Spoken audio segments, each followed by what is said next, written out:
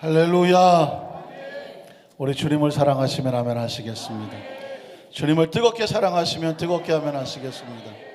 어떻게 할 수 있을까요? 저와 여러분이 주님을 사랑하는 것을 어떻게 증명할 수 있을까요? 그냥 믿어요? 어떻게 증명할 수 있을까요? 무엇으로 증명할 수 있을까?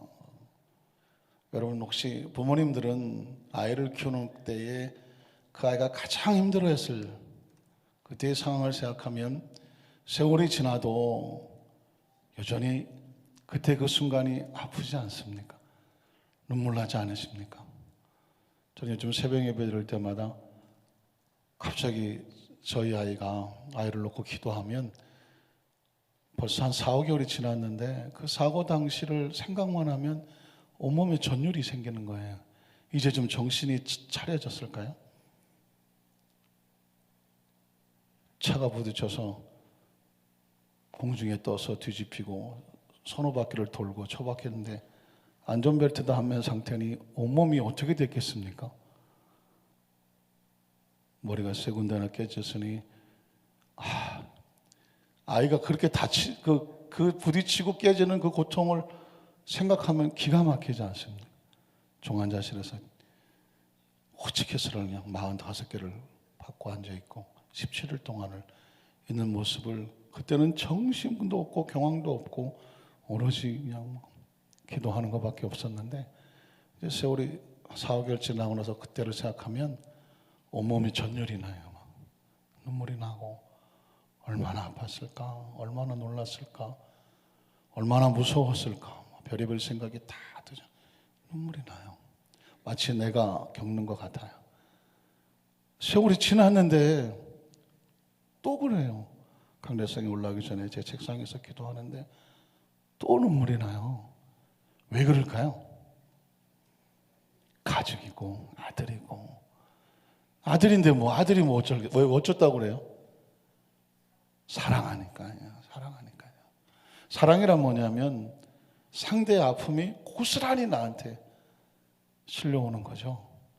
연애 시절에 여자친구가 감기 걸리면 부지런히 가서 감기약도 사다 주고 춥지 않느냐 우통도 벗어주고 아유 감기 앓는다고 손잡지 말라 그래도 네 손잡고 걸리는 감기는 행복이다. 그래가면서 그냥 감기가 걸려도 손을 안 놓으려고 하고 컬럭거리면은 아유 저쪽으로 얼굴 돌리라고 없는다고 감기 걸린 너의 숨길도 아름답다 이러면서 왜 그랬을까요? 사랑하니까. 너와 같이 걸리는 감기는 축복이다. 적어요, 적어 좀. 사랑하니까. 그런데 결혼해서 있다 보니까 어떻게 됩니까? 와이프가 감기 걸려서 컬럭거리면 어떻게 합니까? 마스크 좀 쓰고 다녀라. 없는다 얼마 안 그렇습니까? 여보 약 좀 사다 주세요. 네가 가라. 내도 힘들다. 안 그럽니까? 왜 그럴까요? 사랑이 사랑이 식었다기보다는 현실이죠. 현실. 여러분 우리가 크리스찬인데 가장 무서운 건 뭐냐면 예수님의 십자가를 보고도 감동이 없는 거예요. 제가 교회학교 교사를 할 때 정신없이 성찬을 같이 나눠줘야 하는데 한 곳에 서서 한 여학생을 보고 중학교 3학년짜리 여자를 보고 펑펑 울었어요. 아니 3학년짜리 여자가 뭘 한다고 성찬을 놓고 그렇게 눈물을 흘리면서 손수건을 닦아가면서 기도를 하는 거예요. 눈물을 흘리면서 성찬을 받더라고요. 왜 울었냐면 난 교사야. 그리고 신학생인데 나는 언제 저 성찬을 놓고 저 아이처럼 펑펑 울어봤을까? 갑자기 막 가슴에 미어지는 거예요. 주님 교사라고 아이들 가르친다고 바쁘다고 막 성찬이고 준비하고 하는 거 봉사한다고 바빠서 그 성찬 앞에 진정한 의미를 모르는 거예요. 아니 알지만 의미를 살짝 식어버렸다고 할까요? 그 아이가 눈물 다 닦을 때까지 옆에서 꼼짝도 안 했어요. 왜냐하면 그 순간은 그 아이가 교사더라고요. 저한테. 굉장한 면대이죠. 사랑하는 성도 여러분, 여러분은 십자가를 보고 얼마나 눈물 흘리십니까? 기억하십니까? 겟세마네 동산에서 조 목사님 곡 쓰시고 작사하시고 김성희 총장님 작곡하신 곡이 그 머리에 가주 면류관, 그 면류관은 왕관처럼 씌워진 게 아니라 땅바닥에 처박아 놓고 가시관을 머리에 얹어 놓고 발로 짓밟아야 들어가는 거예요. 발로 밟아야 들어가요, 가시관을. 그래서 머리에 박히는 거예요. 가시가 한 이저 손가락만한 굵기의 가시가 머리에 박히는 거예요. 그래서 피가 흘리는 거예요. 양손과 양발에 대못을 박힌다고. 너무 뻔해서 별로 감동도 없으십니까? 너무 뻔한 얘기라서 저 옛날 얘기를 또 하지? 혹시 그러십니까? 양발은 폭에서 대못에 치는 거예요. 옆구리에 창자국이 들어가는 거죠. 그 채찍에 맞아서 피 흘리고 꼬꾸러지고 골고다 언덕 갈 때 십자가를 지고 가시며 7번을 꼬꾸라 나둥거려졌던 그리스도의 그 십자가 올라가시는 나의 죄, 너의 죄, 우리의 죄를 지고 올라가시는 어린 양 예수 그리스도의 십자가의 그 언덕의 의미를 생각하면서 우린 여전히 눈물을 흘리고 계십니까? 어떠십니까? 그건 사랑이에요. 눈물을 흘릴 수 있다고 하면 사랑입니다. 눈물이 안 나온다면 너무 형식적이 된 거죠. 2017년을 출발하면서 우리에게 가장 필요한 것은 화려하고 원단한 이벤트가 아니에요. 한 사람 한 사람 마음 가운데 십자가 은혜를 다시 회복하고 그리스도의 고통과 아픔을 묵상하면 내 눈에서 눈물이 흐르는 거죠. 왜?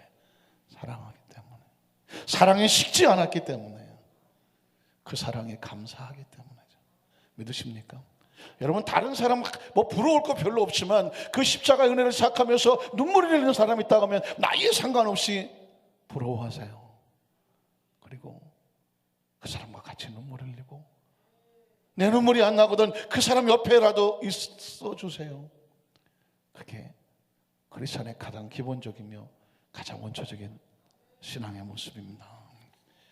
이 찬양을 부르고 싶어서 제가 이 십자가를 생각했는데요.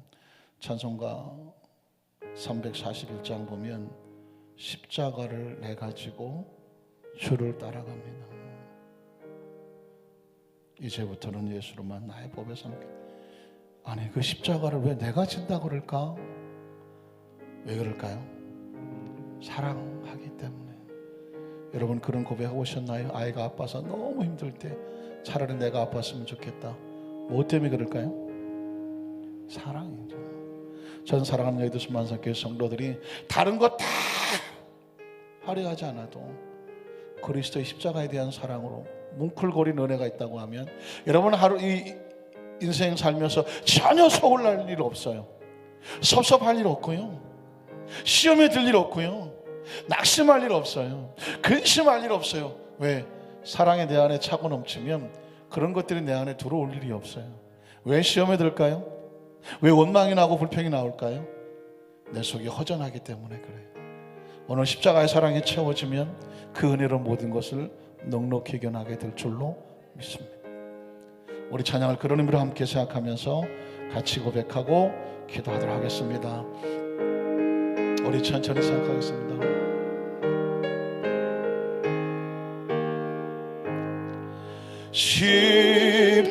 십자가를 내가 지고 주를 따라갑니다.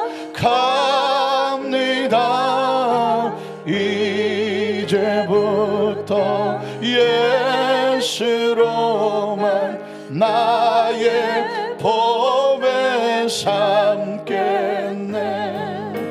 세상에서 부귀영화 모두 잃어버려도 주의 평안 내가 받고 영생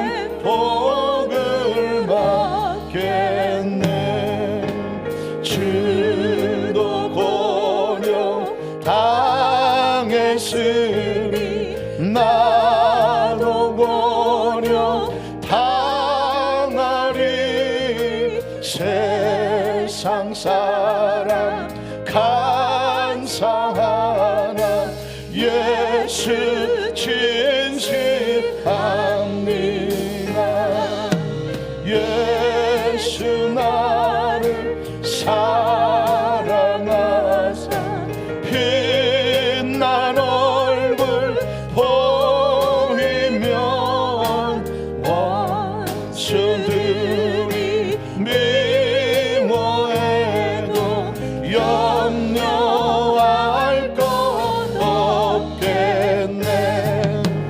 내가 핍박 당할 때에 주의 품에 안기고 세상 거쳐 나갈수록 많은 위로받겠네.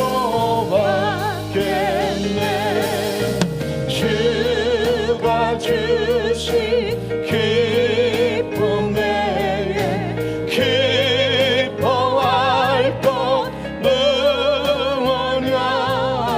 주가 나를 사랑하니 기뻐할 것뿐이세. 두 손을 가슴에 안고 잠시 묵상으로 기도합니다. 사랑하는 성도 여러분, 오늘 시간 우리가 묵상할 것은 예수님의 십자가입니다. 그 십자가에 달리신 예수 그리스도, 우리의 모든 죄와 허물을 담당하시고 내 대신 십자가에 올라가신 예수 그리스도, 머리에 저주의 가시며 멸루관 쓰신 예수 그리스도, 내가 당할 저주를 대신 담당하시는 예수 그리스도, 그 손과 발에 대못이 박히시는 예수 그리스도, 내 손에 박혀야 될 그 대못을 대신 지시는 예수 그리스도, 우리의 죄와 허물을 대신 담당하시는 예수 그리스도, 옆구리에 피를 흘리고 그 창에 찢겨서 물과 피를 쏟으신 예수 그리스도, 생명을 쏟아주시는 예수 그리스도, 39대의 채찍에 맞으며 온몸에 피투성이로 피 흘리신 예수 그리스도, 그 보혈이 우리의 생명을 치료하시기 때문입니다. 이 기쁨이 있으면 세상에 근심이 없다고 말했습니다. 하나님은 이 시간에 예수님의 십자가를 묵상하고 그 보혈을 묵상합니다. 그리고 그 은혜를 가슴에 끌어안고 그리고 말씀을 듣기를 원합니다. 우리 안에 구할 것도 많고 검염력 근심도 많지만 그리스도의 사랑이 내 안에 들어오면 넉넉히 나갈 줄로 믿사오니 그리스도의 보혈의 사랑 다시 묵상합니다. 가득 채워주시고 그 은혜를 내 안에 품게 하여 주시옵소서. 오늘 주님의 이름을 세 번 부르고 통성으로 한번 기도합니다. 주여 주여 주여.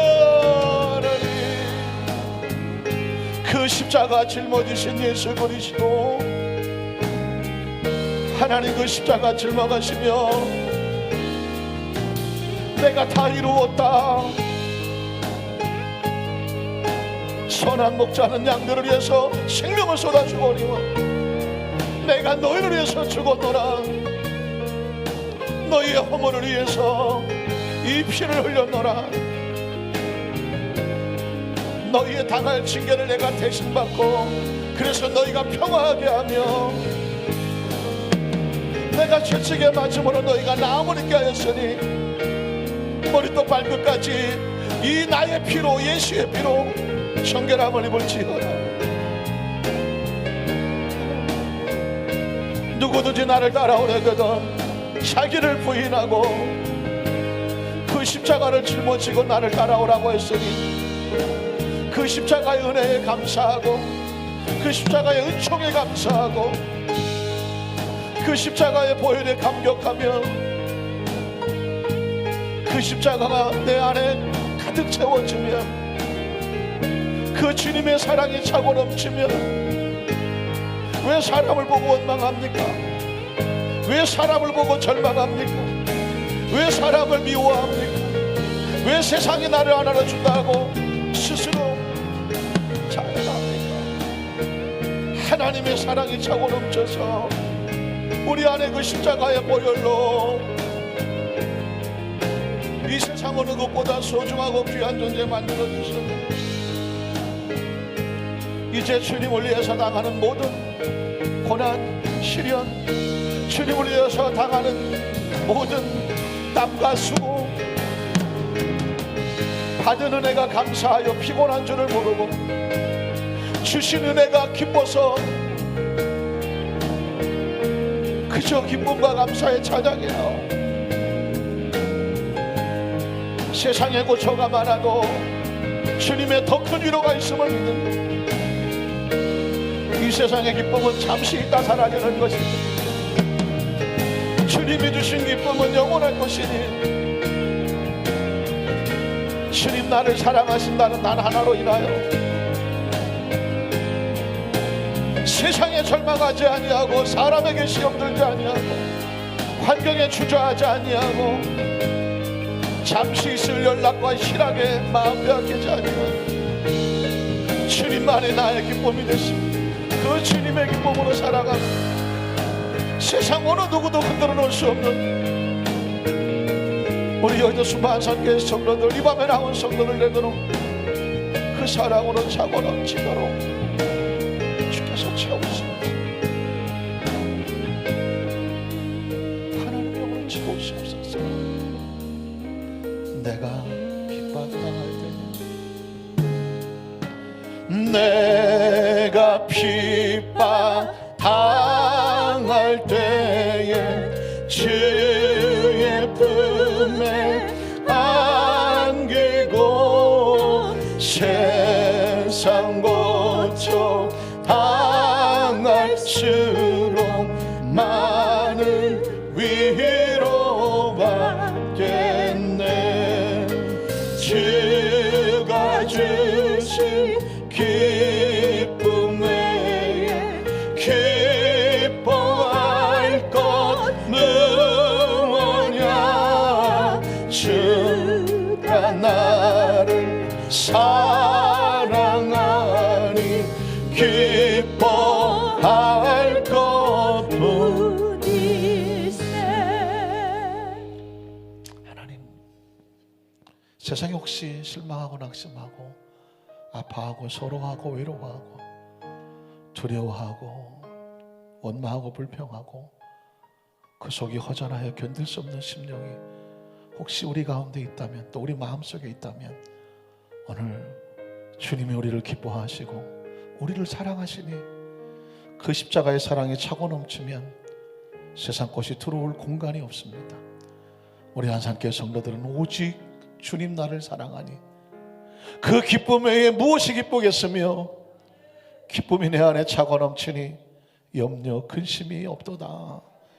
우리 한산교회 성도들이 하나님 신앙 고백이 되게 하시고 평생 신앙의 좌우명이 되게 하시고 신앙의 철학이 되게 하시고 신앙의 근거가 되게 하시고 신앙의 가치가 되게 하시고 신앙의 목표가 되게 하셔서, 잠시 잠깐 허전했다면, 잠시 잠깐 원망과 불평이 있었다면, 잠시 잠깐 한눈 팔았다면 오늘 또다시 예수 그리스도 오직 주만 바라보고 그 십자가 열린 보혈을 통해서 철철 넘치는 사랑과 은혜가 우리 모든 환경 여건을 이겨나갈 수 있는 힘과 능력이 되게 도와 주시옵소서. 예수님 이름으로 간절히 축복하고 기도드리옵나이다. 아멘. 자, 혹시 한번 축복합니다. 하나님이 당신을 사랑하십니다. 축복하십니다. 한 번 더 따라 하실까요? 주님의 기쁨이 우리의 힘입니다. 믿으십니까? 우리를 기뻐하신 하나님께서 오늘도 은혜를 주십니다. 기적을 주십니다. 능력을 주십니다. 치료를 주십니다. 기대하십시오. 그 기대를 주님은 믿음이라고 여겨주십니다. 주님을 기대하는 자에게 주님은 상 주실 것이고, 자기를 찾는 자에게 예비하신 은혜를 부어주실 것을 믿습니다. 우리 한번 따라 하실까요? 제목이 조금 길긴 하지만 낯설진 않으실 거예요. 한번 따라 하실까요? 주님의 이름으로 핍박당하기에 합당한 자로 여겨지는 축복. 제목이 엄청 길죠. 두 줄로 되어 있네요. 주님의 이름으로 핍박당하기에 합당하게 여겨진다는 것은 여겨지는 축복. 이런 제목으로 두 번째 말씀의 은혜를 나누기를 원합니다. 제가 우리 안산교회 여러분과 함께 만난 게가 2014년도예요. 그러고 보니까 14, 15, 16, 17 1월 달이긴 하지만 횟수로 4년이에요. 후다닥 갔네. 그죠? 2014년도 8월의 마지막 철예배 때 와서 우리 성도들과 함께 만났는데요. 그해 우리 안산 지방에서는 이제 지방회장을 선출해야 되는 상황이었습니다. 그런데 제가 지방회장을 좀 하고 싶었는데 2015년에 보니까 온 지 1년이 안 됐다고. 자격이 없다네. 나도 이렇게 또 자격이 안 되니까 서럽기는 처음인데요. 이건 뭐 목회를 30년 가까이 했는데 온 지 1년도 안 됐다고 지방회장에 자격이 없다. 야, 뭘 하고 싶어도 뭐가 없으면, 자격이 없으면 서럽더라고요. 그래서 그의 권경한 목사님이 4번을 내리, 자격이 없다는 핑계로 아주 목사님이 4번을 내리 지방회장을 하셨습니다. 그리고 이제 작년에 최영호 목사님, 또 제가 하려니까 또 최영호 목사님이 또 살짝 고참이시네. 그래서 또 뭐 고참님이 하시지. 제가 회장하고 고참님을 내려놓고 제가 뭐 어떻게 하겠어요? 형님 먼저 하십시오. 그랬더니 최영호 목사님이 또 아이고 동생이 하셔 이렇게 안 하더라고요. 낼름 하셔갖고 이제 1년만 할게. 그래갖고는 이제 작년에 하시고 올해 3월달까지 하신. 그래서 가만히 생각하니까 올해는 제가 해야 되는데 자격을 또 따지게 되더라고요. 이제 뭐 자격은 훌쩍 넘어가죠. 여러분, 제가 지방회장을 한다고 생각하는 것은 지방회장이라고 하는 어떤 타이틀이 문제가 아닙니다. 타이틀은 엄청 가져봤어요. 일찌감치 담임 목사를 했기 때문에 저는 타이틀은 전혀 아무런 관심이 없어요. 중요한 건 이 영향력입니다. 이 영향력.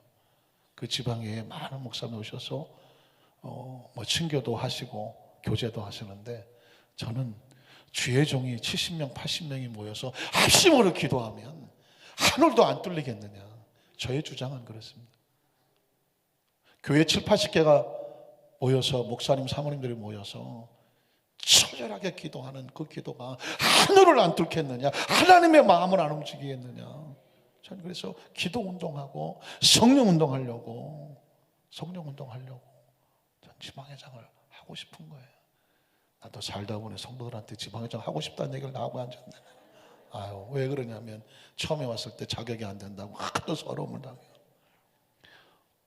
그래서 또 작년에는 안산기독교연합회 상임부회장을 하겠다고 나갔더니 잘 나가더니 갑자기 온 지 3년이 안 됐다고.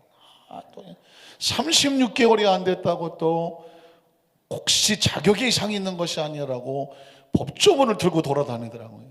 마지막까지 가서 제가 연합회라는 것이 연합을 해야지, 서로 싸우고 다투는 건 연합이 아니다. 그래서 제가 양보를 하고 먼저 하시면 제가 내년에 하겠습니다. 왜? 내년은 36개월이 넘어가니까요. 자격의 요건에서 이제 안 벗어나니까요. 그래서 근데 너무 잘 됐어요. 그냥 감리교, 장로교, 뭐 성결교, 우리 순복음이 다 하나가 돼서 얼마나. 그래서 지금 올해는요, 부활절 연합 예배를 와 스타디움에서 하려고 계획을 하고 있습니다. 그러니까 굉장히 놀라운 거죠. 와 스타디움에서 초창기에 몇 번 하려고 그랬는데 잘 안 됐다고 그래요. 근데 지금 올해 회장단들은 와 스타디움에서 15,000명을 놓고 안산시 기독교연합회의 주체로 이 교회와 성도들이 같이 모여서 기도하는 힘을 기도할 때이다 하는 것을 가지고 출발하려고 한다고 합니다. 이게 잘 되면 이제 계속 매년 부활절 연합 행사는 우아 스타디움에서 하게 되죠. 여러분, 이 안산에서 15,000명의 성도들과 주의종들이 교회가 연합해서 하나님 앞에 부르짖으면 안산시는 축복의 도시가 됩니다. 우리 재종길 지사님께서는 숲의 도시라 해서 안산을 아름다운 숲에 더불어 사는 숲, 좋은 캐치프레이즈를 걸었는데, 숲도 좋지만 그 숲이 뭐 하는 숲이 되냐, 기도의 능력이 있는 숲, 그런 도시가 돼야 되지 않겠습니까? 여러분, 자격이라는 것이 굉장히 중요해요. 여러분, 구원받는데도 자격이 필요합니다. 알았습니까? 어떤 자격이 필요할까요? 구원을 받는데 필요한 자격 하나가 있습니다. 예수를 믿어야 됩니다. 예수는 그리스도시요 살아계신 하나님의 아들이라고 하는 신앙의 고백이 있어야 이게 구원받은 성도가 되는 것입니다. 아무리 교회를 열심히 다니고 아무리 성경을 많이 공부했는데 예수가 나의 구주라는 고백이 안 나오면 그건 구원의 역사를 아무도 보장하지 않습니다. 누가 그랬나요? 예수님의 제자들이 그랬습니다. 마태복음 16장에 보니까 예수님께서 사람들이 나를 인자를 누구라고 하더냐. 그런데 그 사람들이 예수는 그리스도시라는 말이 안 나옵니다. 그렇게 많이 따라다니고 그렇게 많이 말씀을 들었는데 다 하는 말이 뭐냐면 선지자, 에레미야, 엘리야. 에레미야, 엘리야를 믿어서는 절대로 구원의 역사가 없습니다. 심지어 제자들에게도 너희는 나를 누구라고 하냐고 물었을 때 어떤 제자 하나도 입을 뻥끗을 하지 못했습니다. 왜냐하면 그들도 예수님을 엘리야나 에레미야나 라비오 선생 정도 알았기 때문입니다. 그런데 우리 안산교회 성도들이 모두 다 같이 오빠와 형님으로 모시는 누가? 베드로가. 그 순간에 놀랍게 입을 열지 않습니까? 주는 그리스도시요 살아계신 하나님의 아들입니다. 그 똑같은 상황 속에서 그 단 하나의 센텐스, 그 단 하나의 고백이 주님의 가슴을 벌렁거리게 합니다. 왜냐하면 그 고백이 무엇을 엽니까? 하늘을 열기 때문에.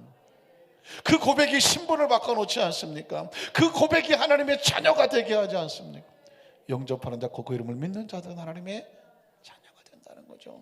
그러니까 여러분, 예수를 믿고 하나님의 자녀가 되는 건 자격이 필요한 거예요. 예수가 반드시 자신의 주인이어야 돼요. 그가 그리스도요 기름 부음 자라는 고백이 있어야 돼요.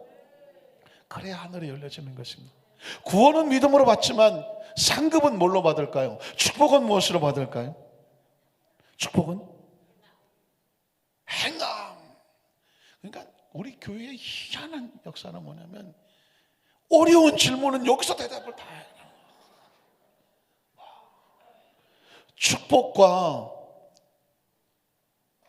주시는 상급은 어디서 받냐면 행함이라고 말했는데, 행함이란 다른 말로 바꾸면 계명입니다.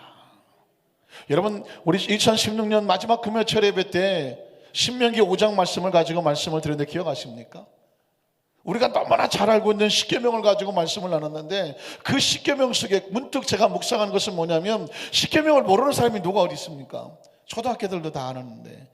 그런데 그 십계명을 주신 하나님의 마음을 알고 싶었던 것입니다. 하나님께서 왜 우리에게 십계명을 주실까? 그 광야를 통과해서 가나안으로 가는 그 이스라엘 백성들에게 그냥 가나안에 들어가서 잘 먹고 잘 살면 되지, 왜 광야를 지나가는데 모세를 40일을 금식을 시키고 그 80 먹은 노인네를 40일을 금식을 시키고, 이건 뭐 거의 죽이자는 것 같잖아요. 40일을 금식하고. 그 절박한 상황 가운데 하나님께서 그 두 돌판에다가 하나님의 마음을 새겨놓기를 시작합니다. 그래서 여러분, 십계명은 하나님의 마음입니다. 나는 너희가 이렇게 살기를 원해. 내 백성은 이렇게 살아야 돼. 그래야 나하고 같이 갈 수 있어. 이게 나의 마음이야. 하나님의 자녀들은 이 마음을 품어야 돼. 이게 삶의 기준이야. 너와 나와의 관계와 교제가 성공하는 길이고, 이 계명에 따라서 하늘의 축복이 임하는 거야. 하나님의 눈물과 사랑이 쏟아져 내리는 게 10가지 계명입니다. 그런데 그 계명을 가지고 하나님 뭐라고 말했냐면, 이 계명을 마음에 품으면 너희가 나를 경외하는 것이요. 너희가 나를 경외하는 것이요. 아, 십계명은 10가지 숫자 외워서 쓰는 게 아니라 이 계명 속에서 하나님의 마음을, 난 이렇게 하나님을 경외합니다. 하나님을 존중히 여깁니다. 최상의 경외를 통하고, 그리고 난 하나님을 두려워합니다. 두려워할 줄을 압니다. 이게 십계명에 담겨진 하나님의 마음이었습니다. 여러분, 경외가 축복의 비결입니다. 기억하십니까? 시편 128편 1절에 보니까 야훼를 경외하며 그 도를 행하는 자가 복이 있도다. 그 손이 수고한 대로 먹을 것이며 내가 복되고 형통할 거라고 말했습니다. 하나님 어떻게 경외합니까? 계명을 가슴에 품는 거죠. 그 계명대로 살아가려고 몸부림치는 것입니다. 그런데 하나님께서 말씀하시고, 너희가 나를 경외하면, 이 계명을 가지고 경외하면 이 영원한 복을 너희에게 줄게라고 말했습니다. 복이 끊어지지 않는 것입니다. 중단되지 않습니다. 영원한 복이라고 말씀하고 있습니다. 그래서 여러분 기억하신 것처럼 그 계명을 갖고 안고 가라가면 그 내가 들어갈 가나안 땅에 내 손으로 짓지 아니한 집이 있을 거야. 내 손으로 세우지 않은 물건이 가득 차 있을 거야. 내 손으로 파지 않은 우물을 먹게 될 거야. 믿으십니까? 내 손으로 심지 않은 포도원과 과수원을 얻게 될 거야. 이게 너희를 향한 나의 마음이야 라고 말. 우리는 요행과 제수를 원하는 것이 아닙니다. 하나님의 마음에 합당한 경외하는 마음을 가지고 있으니까 하나님께서 우리 손으로 수고하지 않아도 주님이 채워놓고 있는 것이죠. 에덴을 기억하십니까? 아담과 하와를 만드셔서 하나님께서 아담과 하와가 채우지 아니한 하나님이 직접 채우신 과실이 풍요로웠습니다. 그 모든 삶을 이끌어서 유토피아, 지상 천국, 하나님의 마음이 담겨져 있는 것이었습니다. 그러니까 여러분, 구원은 믿음으로 얻지만 상급과 축복은 어디서 오냐면 계명을 지키면서 오는 것입니다. 오늘 저와 여러분의 삶의 적 가운데 그러면 이 축복이라는 얘기를 하다가 보면 혹시 기복신앙하고 얘기를 나올 수 있게 됩니다.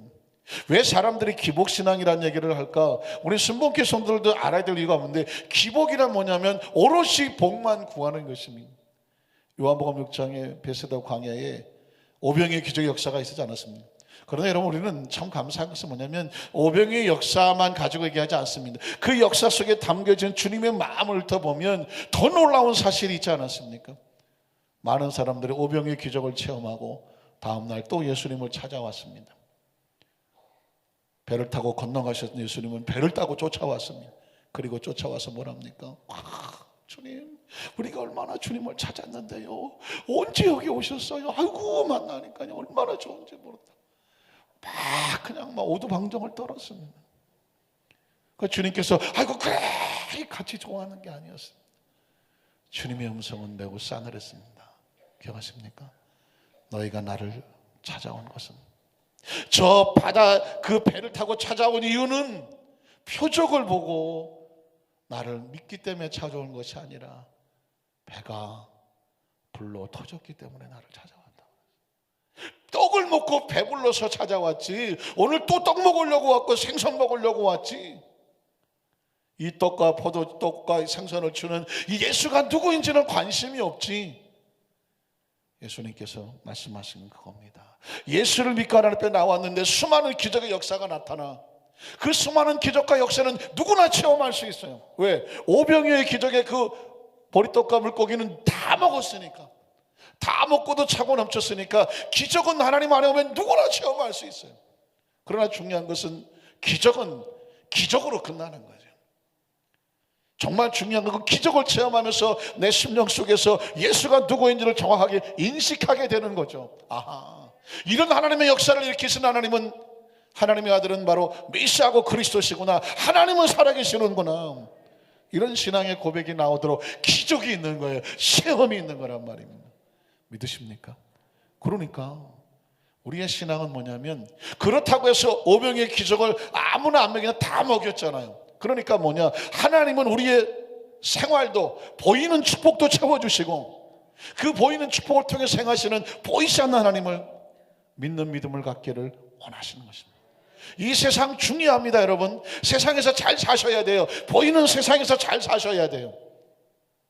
보리떡 같고 물고기 같지만 이 보이는 세상의 축복을 누리며 살아야 돼요. 그러나 이 보이는 세상을 통해서 우리는 보이지 않는 누가 계신다?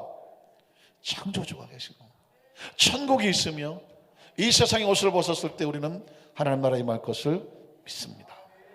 자, 이처럼 모든 곳에 자격이 있는데 여러분에게 한 가지만 얘기할 거예요. 고난을 받는데도 자격이 있어요. 한번 따라하세요. 고난을 받는데도, 핍박을 받는데도 자격이 있다. 고난과 핍박은 아무나 받는 게 아니에요. 자격이 있어야 돼요. 자, 예를 들면 요셉이, 많은 사람들은 축복만 상징하죠. 나중에 애굽의 총리가 되었습니다. 또 요셉은 꿈을 꿨죠. 하나님의 꿈을 받았죠. 그래서 꿈을 받으면 축복이라고 생각을 합니다. 그러나 여러분, 요셉이 받은 꿈은 무엇으로 이어집니까? 고난으로 이어집니다. 핍박으로 이어집니다. 요셉이 받은 꿈은 고난과 핍박으로 이어집니다. 그런데 놀라운 것은 야곱에게 12아들이 있었지만 아무에게도 그 고난과 핍박이 허락되지가 않았습니다. 오로지 누구에게만? 11번째 아들이었던 요셉에게만 고난과 핍박이 허락이 됐습니다. 아무나에게 고난과 핍박 안 줘요. 왜? 고난과 핍박은 무엇을 이어지냐면 교육과 훈련을 통해서 작품이 되거든. 고난과 핍박을 통해서 작품이 돼. 누구의 작품? 물어보면 뭐예요? 고난과 핍박을 통해서 작품이 되거든. 아유, 나는 뭐 고난도 없고 연단도 없고 오케이, 그냥 그대로 작품이야. 그분은 그대로. 그러나 어떤 사람에게 고난과 핍박이 다가오면 더 갈고 닦아서 만들고자 하는 하나님의 땀과 눈물이 있어요. 그리고 마침내 그걸 겪고 뭐가 되는 것입니까? 하나님께서 세워놓고 싶은 곳에 세워지는 거예요. 저의 기도 제목은 뭐냐면 우리 여덟순목 안산교회 우리 모든 성도님들이 하나님이 세워놓고 싶은 곳에 세워지게 하여 주시옵소서. 그게 최고의 축복입니다. 요셉은 자신이 꿈을 꿨는데 어디 어떻게 세워질지 몰랐습니다. 어쩌면 저와 여러분이 땅에 태어날 때도 우리가 어떻게 세워질지는 아무도 모르는 거예요. 우리 중고등부 청년부 학생들도 지금 예배 참석하는데 얼마나 이쁜지 몰라요. 눈 바짝 뜬 게 얼마나 이쁘게요. 아유, 잘 모르는데 제가 저 혼자 진짜. 그러나 그 젊은이 청년들 속에서 우리 보기에도 뭐가 어떻게 될지 모르죠. 그러나 요셉이 17살에 그렇게 될 때 아무도 몰랐습니다. 그런데 세월이 지나고 보니까 그 고난과 핍박을 통하더니 하나님이 애굽에다 세계 최고의 나라에다가 세컨드 플레이스 2인자의 자리에 세워놓을 줄을 누가 알았습니까? 아무도 모르는 거예요. 그 축복은 바로 고난과 핍박을 허락된 그 축복을 받은 요셉에게만 주어진 축복이었다는 것입니다. 여러분, 이 백그라운드를 가지면 이 성경은 그냥 넘어갑니다. 우리는 첫 번째로 무엇을 하고 싶었냐면 복음을 전하는 사도들에게 점점 강해지는 핍박을 보게 됩니다. 자, 사도행전 5장 17절로 18절에 보면 대제사장과 그와 함께 있던 사람 즉 사두개인의 당파가 다 마음에 시가 가득하여 일어나서 사도를 잡아다가 어디에 둡니까? 옥에 가두었습니다. 옥에 갇히는 이 고난과 핍박도 어마어마한 거예요. 그런데 조금 지나서 보니까 이건 아무것도 아니야. 더 큰 고난이 핍박이 다가옵니다. 33절인데요. 사도행전 5장 3절에 보니까 그들이 듣고 크게 놓아요. 사도들을 어떻게 하려고? 없애버리려고.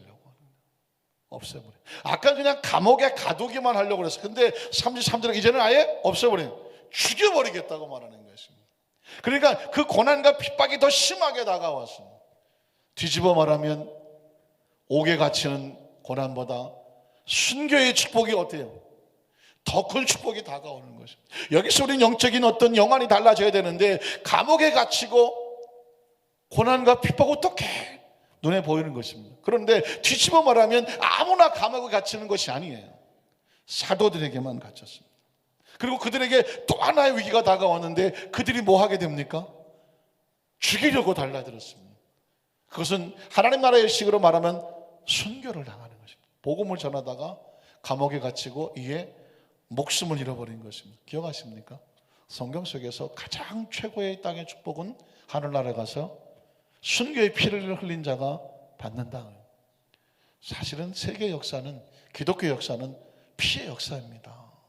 아시는 것처럼 예수의 흘린 그 피, 그 복음이, 그 십자가의 복음이 제자들의 가슴을 적시고 그들이 성령을 받고 120문도가 그 목숨을 걸고 그 당시 전 세계를 나가서 복음을 전하고 그 복음이 로마를 뒤집어 버리고 그 로마가 그 피의 복음이 점점 퇴세해 가니까 그 복음이 어디로 갑니까? 유럽을 거쳐서 영국으로 넘어가 버립니다. 영국이 이 피의 복음이 사는데 영국이 기독교를 국교로 만들어 버리니까 그 십자가의 의미를 잊어버리고 화려한 의식과 행사만 남아버립니다. 그 절절한 십자가의 복음이 점점 살아나기 시작하니까 그 복음이 어디로 갑니까? 메이플라워 배를 타고 미국으로 넘어가지 않습니까? 그 미국이 God bless you, God with us, 우리 하나님 우리 함께 하신다라고 그 십자가의 복음이 절절했던 미국은 전 세계의 최고가 나라가 됐죠. 그러나 지금 미국이 흔들리죠. 트럼프라고 하는 대통령이 이제 당선자죠. 대통령이 취임하게 되면 많은 사람들을 걱정하죠. 생긴 것도 이상하고 머리 스타일도 이상하고 하여튼 보기만 해도 불안해 보입니다. 그런데 한 가지 희망은 뭐냐면 그 사람이 복음적이고 보수적이고 신앙적이고 기독교 신앙을 회복을 하겠다고 하는 미국의 목사님들 앞에서 한 공약이 있기 때문에 그렇습니다.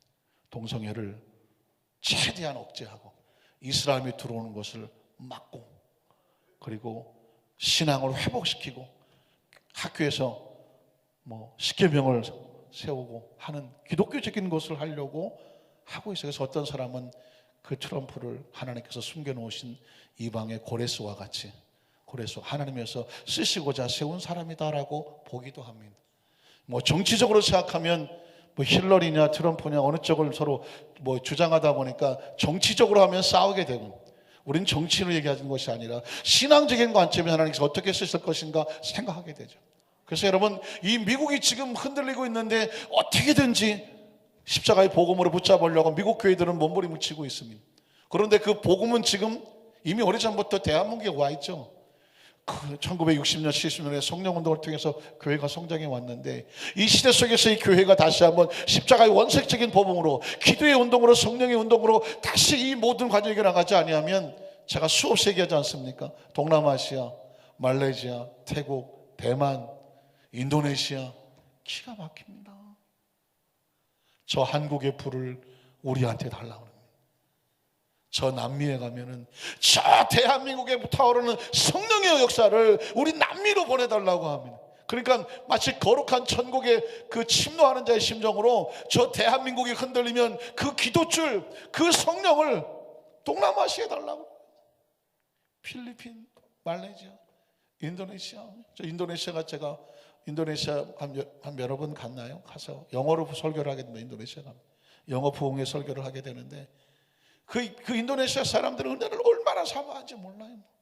아이들부터 어른들까지 그냥 찬양을 해도 1시간이고 그냥 얼마나 은혜를 사모하네.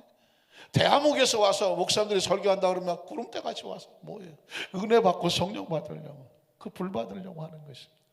사랑하는 성도 여러분, 오늘 이 시대 속에서 어쩌면 우리는 위기를 만났을지도 모르겠는데, 왜냐하면 우리가 이 원색적인 신앙으로 아까 처음에 얘기했던 것처럼 십자가를 바라보고 내 속에서 눈물이 흐르고 은혜에 감사하고, 그 초창기에 기도원의 바닥에 그 은박지를 깔고 오리털 하나 카파 있고 땅바닥에서 3박 4일을 금식하며 뒹굴어도 불평이 안 나오죠. 원망이 안 나오고, 그렇게 은혜를 사모해야 되는 그 심령이 우리 가운데서 다시 회복되지 아니하면, 그런 식으로 지금 부르짖고 있는 저 동남아시아로 성령의 불이 갈 수 있어요. 사랑하는 성도 여러분, 그래서 오늘 저와 여러분의 삶의 현재까지는 어떻게 하냐면, 그리스도를 위해서 점점 더 많은 고난과 시련과 그 험한 일을, 더 힘든 일을 스스로 감당하고자 하는 것은 하나님의 나라 속에서 볼 때는 최고의 축복입니다. 사도들이 복음을 전하는데 죽을 위기까지 갔습니다. 자, 그러면 두 번째로 이 위기를 하나님께서는 어떻게 이것을 해결해 나가실까? 두 번째 발견한 것은 뭐냐면, 가말리엘이라고 하는 한 사람이 등장을 하게 되는데, 이 사람은 하나님을 숨겨놓고 사용하시는 카드와 같아요. 자, 이 사람의 이야기를 한번 잘 들어보실 필요가 있습니다. 사도행전 5장 34절에 보면 사도들을 다 죽여버리자고 이런 회의 결과가 나왔습니다. 그러자 바리새인, 놀랍게도 크리스찬은 아니었어요. 유대인이었죠. 유대교인이었죠. 바리새인 가말리엘은 율법 교사로 놀랍게도 사람들에게 존경을 받았습니다.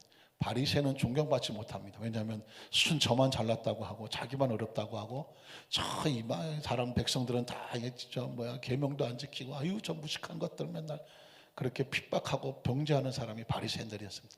그런데 이 사람은 백성들에게 존경을 받아요. 그러니까 사고가 다르죠. 공회중에 일어나서 명하여 사도들을 잠깐 밖에 나가게 하고 이렇게 말합니다. 그 다음 절을 보면요, 말하되 이스라엘 사람들아, 유대인들아, 너희가 이 사람들이 누구예요? 사도들이죠. 제자들입니다. 사도들에게 대하여 어떻게 하려는지 뭐 해라? 조심해야 된다.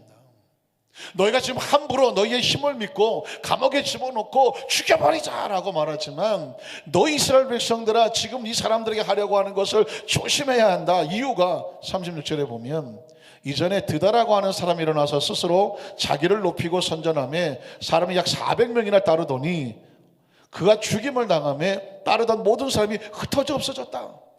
또 그 후에 호적할 때 갈릴 유다라고 하는 사람이 일어나서 백성들을 유혹해서 넘어가요. 따르게 하다가 그도 망한즉 따르던 모든 사람이 다 흩어졌다. 무슨 얘기를 하고 싶어 합니까? 38절에 보니까 이제 내가 너에게 말하노니 이 사람들을 상관하지 말고 버려두라. 왜?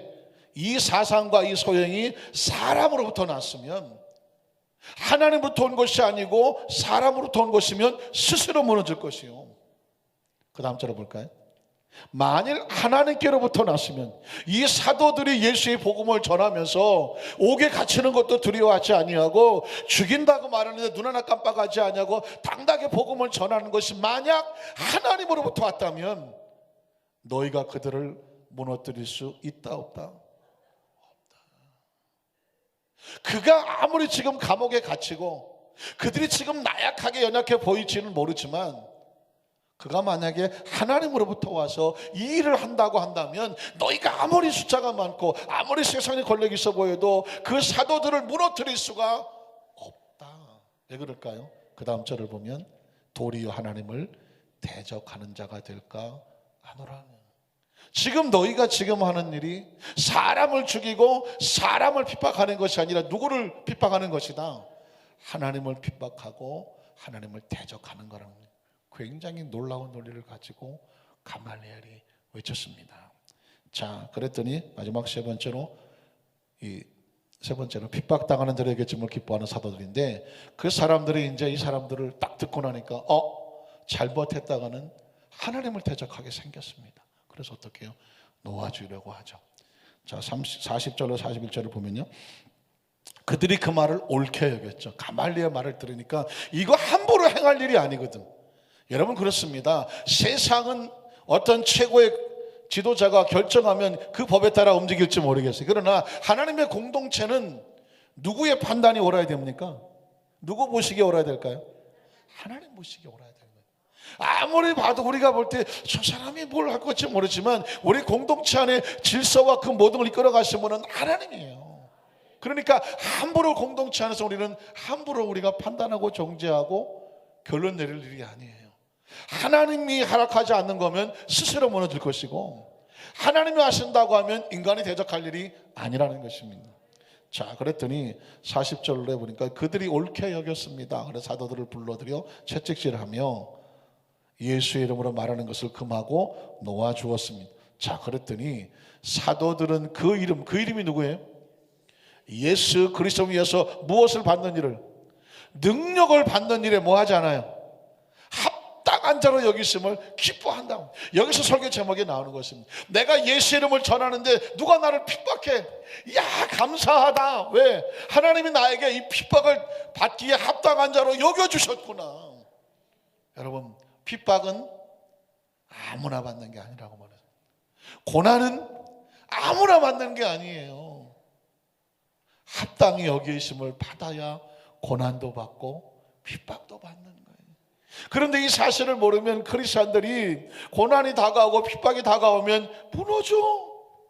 사람들이 뭐라 그러면 무너지고, 사람들이 뭐라고 하는 소리에 쓰러지고, 시험에 들고 절망하고 좌절하려고 해. 이게 다가오는 것이 하나님께서 나에게 특별히 주신 선물이다 라고 믿으면 오히려 이 사도들은 어떤 합당한 자에게 좀 기뻐하면서 공의 앞을 찬송하면서 떠나더라는 것입니다. 이게 신앙의 최고의 경지라고 할 수 있습니다. 저는 우리 여덟순복안산교회 성도님들이 신앙생활하다 보면 별의별 일이 많잖아요. 진짜 별의별 일 많습니다. 그런 얘기 해야 돼요? 성도님들 많잖아요.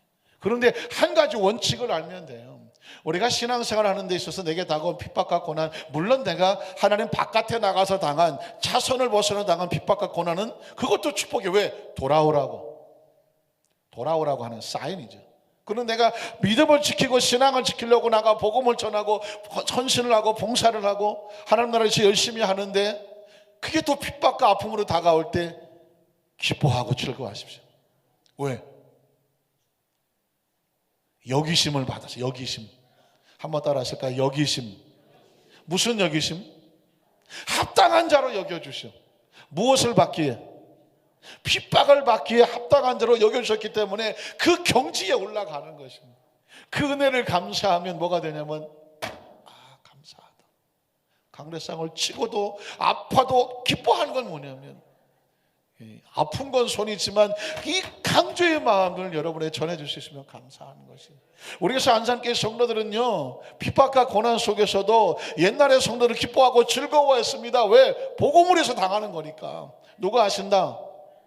주님이 하신다. 세상에서 핍박을 받으나 주께서 하시고 핍박이 많을수록 더 주님의 위로가 크다라고 말하셨어요. 이렇게 사는 사람은 아무도 못 건드려. 누가 그 사람을 건드리겠어? 왜? 핍박을 당할수록 하나님의 위로가 더 큰데. 그래서 오히려 이렇게 해야죠. 등판에다 써붙이고 다녀야죠. 저를 좀 핍박해 주십시오. 난 하나님의 위로가 필요합니다. 왜? 주를 위해서 핍박을 당하면 주님이 위로를 하신다고 말씀했습니다. 최근에 제가 어느 목사님 대화를 하다가 정운찬 옛날 전 총리 그분 이야기를 듣게 됐습니다. 그분이 반포에 있는 남포교회를 다니시는데 그분이 총리를 하실 때에 안수 집사님이셨다고 하더라고요. 그런데 마침 그 교회에서 이제 장로 장립을 하는데 그 교회는 교회마다 교단마다 다르니까요. 장로교회인데 그 교회에서는 장로를 세울 때 나이에 해당되고 연수에 해당되시는 안수 집사님을 다 앞으로 나오라고 한답니다. 그리고는 성도님들이 거기서 투표를 한대요. 그 자리에서. 근데 마침 그 안수 집사님일 때에 그 총리님께서 해외 순방이 있었습니다. 해외 순방이 있어갖고 그 투표하는 날 그 자리에 없었다는 것입니다. 근데 목사님이 만에 하나라도 지금 우리 안수 집사님이 총리직을 감당하기 위해서 해외 나가셔서 이 자리에 안 계십니다. 우리 성도님들께서 그 점을 좀 감안해 주시면 좋겠습니다. 이렇게 담임 목사님이 강단에 말씀하셨더라면 그분이 장로가 됐을 거라는 것입니다. 그런데 이거 목사님께서는 법에 의해서 움직이는 거기 때문에 다른 얘기를 일치하지 않으셨습니다. 그 자리에 안 오셨기 때문에 성도들에게 맡긴 거예요. 근데 장로가 안 됐다는 것입니다.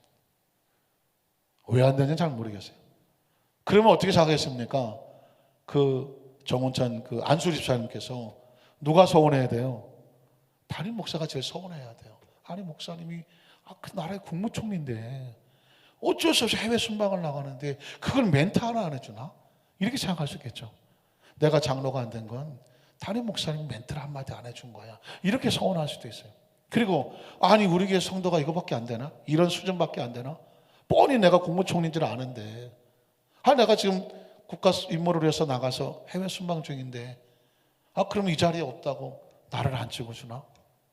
서운할 수 있겠죠.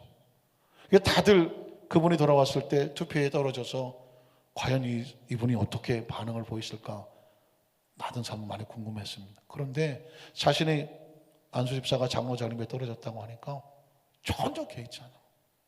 오히려 뭐라고 말하면 하나님이 나로 더 준비하라고, 더 겸손하게 하라고, 국무총리 하느라고 내가 하나님 앞에 더 엎드리지 못하고 더 교회에 우리 성도를 섬기지 못했구나.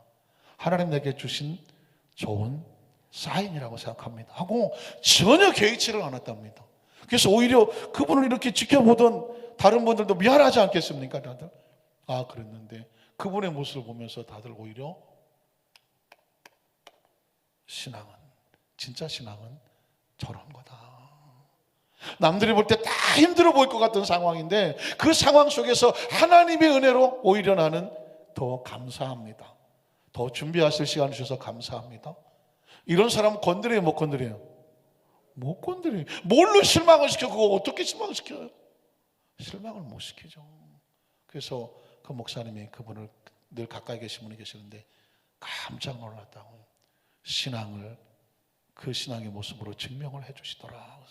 제가 얘기 듣고 나니까 저는 그분하고 대화를 해본 적은 없지만 인사 정도는 했지만 그게 마음에 실려오더라고요.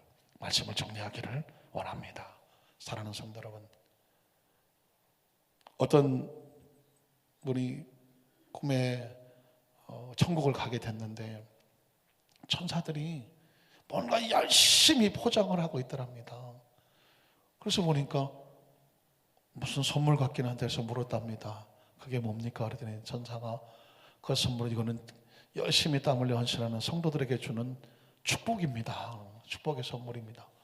그래서 근데 포장지가 예사롭지 않은데 얼마나 세게 묶는지, 야, 저걸 어떻게 벗기지? 그래서 그 포장지는 그럼 도대체 무엇으로 만든 겁니까? 그랬더니 이 축복의 선물의 포장지는 고난과 서운함이라고 그러더랍니다. 그러니까 축복이 다가올 때는 핍박과 고난, 때로는 서운함과 섭섭함으로 다가온다는 것입니다. 덜커덕 다가오는 고난과 핍박, 서운함과 섭섭함이, 이게 하나님 나라 속에 우리에게 그 포장으로 다가오는 거예요. 많은 사람들이 고난과 핍박을 포장지만 보고 포기해버리는 거예요. 서운하고 섭섭하니까 그 안에 축복을 포기해버린다는 것입니다. 크리스천에 다가오는 고난과 핍박, 서운함과 섭섭함은 그 안에 뭐가 담겨져 있다? 축복이 담겨져 있는 거예요. 그래서 한 가지 질문이 더 생각이 났다고 합니다. 아니, 그러면 저렇게 꽁꽁 맨 걸 저걸 어떻게 풀느냐고. 그랬더니 풀을 수 있는 방법은 딱 하나, 은혜와 감사라는 것입니다. 한번 따라하실까요? 은혜와 감사. 고난 속에서, 핍박 속에서 그걸 풀어낼 수 있는 방법은 하나님의 은혜예요. 그 서운하고 섭섭한 상황을 이겨낼 수 있는 방법은 감사의 고백밖에 없는 것입니다. 그래서 여러분, 하나님의 축복이 다가올 땐 고난과 핍박으로가 때로는 서운하고 섭섭하게 다가와요. 그러나 진정한 그 축복의 의미를 알고 있는 사람은 은혜와 감사로 포장지를 풀어버립니다. 포장지를 풀어버린 그 안에 축복을 얻게 되는 줄로 믿습니다. 2017년은 바로 여러 가지 고난과 핍박이나 서운하고 섭섭하거나 여러 가지 모양으로 우리에게 덜커덕 다가올 수 있지만, 진정한 크리스천은 그 속에 담겨진 하나님의 축복을 압니다. 2017년 어찌하든지 은혜와 감사로 포장지를 다 뜯어버리시고 그 핍박 속에 담겨지는 주님의 축복을 더 감사함으로 받아 누리시는 우리 성도님 되시기를 주님의 이름으로 축복합니다.